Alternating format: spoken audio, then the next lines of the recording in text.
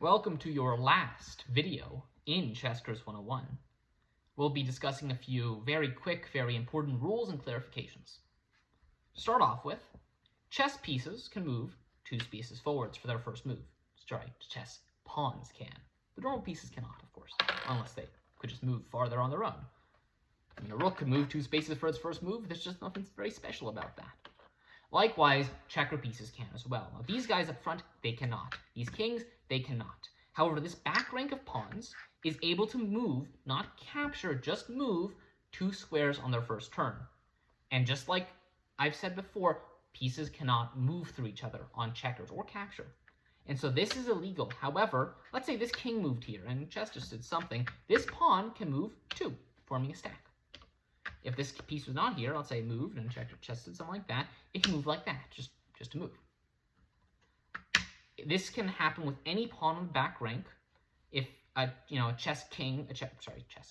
If let's say this guy had moved, this pawn moved back here, I depromote a king, I move again. Don't ask why chess is doing this. I can now do this. I've never seen it be useful, but just to clarify, you don't have to have never moved to do that double move, but it's only possible on the back rank. This is mainly for development purposes, just so that you can get pieces in the action a bit more quickly. Now there's a joke rule. Now in chess, there's a rule called en passant, where a pawn can capture a pawn that moves 2 steps forwards.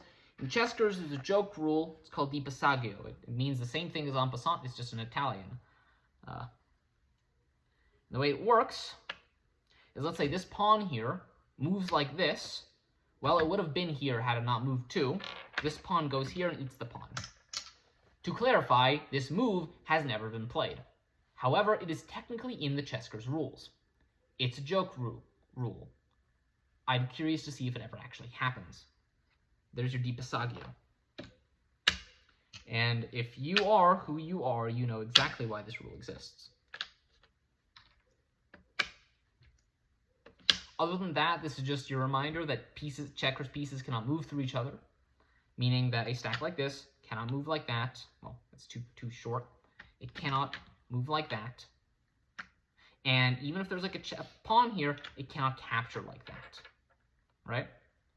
This is actually a very common opening. Well, of course this is not. The pawn did not get here.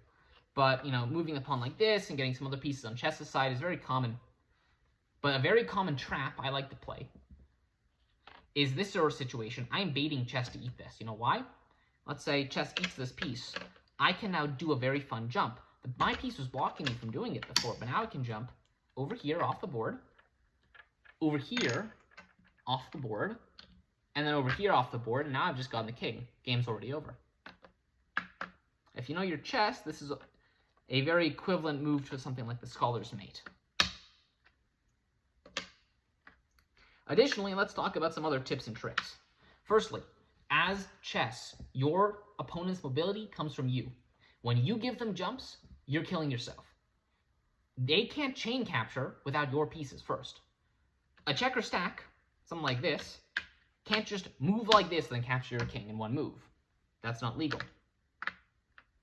It's just not. And their pieces block them. Like I've explained a few times, say there's no piece here, this knight moving here is completely alive. It's completely, nothing's threatening it.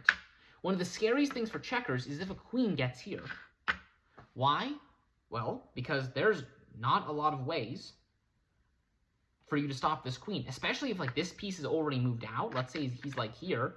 Well, this queen can just keep eating, then eating, then eating, then eating, and nothing is blocking her. Nothing can save the other pieces because they're completely smothered.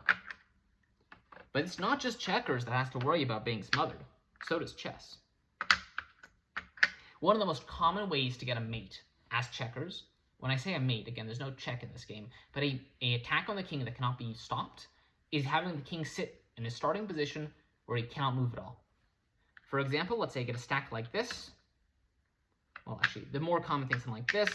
Chess plays some stupid move. I do something like this. Chess plays some stupid move. I make a move like this. I've won the game. Why? Because they can't block me, and I can move, jump 1, 2, 3. The king would have had to dodge But it's too late. The king can't dodge. I've won the game already. Now, of course, you can very easily stop me by doing something like this. I would get the rook in this sort of situation, so you won't want to do that move, but maybe move like this. That stops me from going here, right? Or a move like this. You have to be very careful about what Chessckers is doing. Or, if you're not feeling very confident, do this at the beginning of the game. Makes it much harder for them to smother your king and kill him.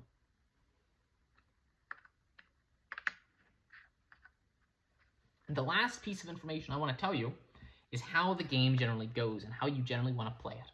Checkers loves the early game. They love when chess is smushed in like this. Chess has a lot of long-range pieces, the rook, the bishop, the queen. And as the board opens up, the pawns can start getting through and promoting into queens or rooks or powerful pieces. The late game generally favors chess, but the early game favors checkers, because when there's more chess pieces all close together or clumped up, there's many more chances for checkers to threaten big chain captures, or, threaten to capture 5 pieces at once or something like that.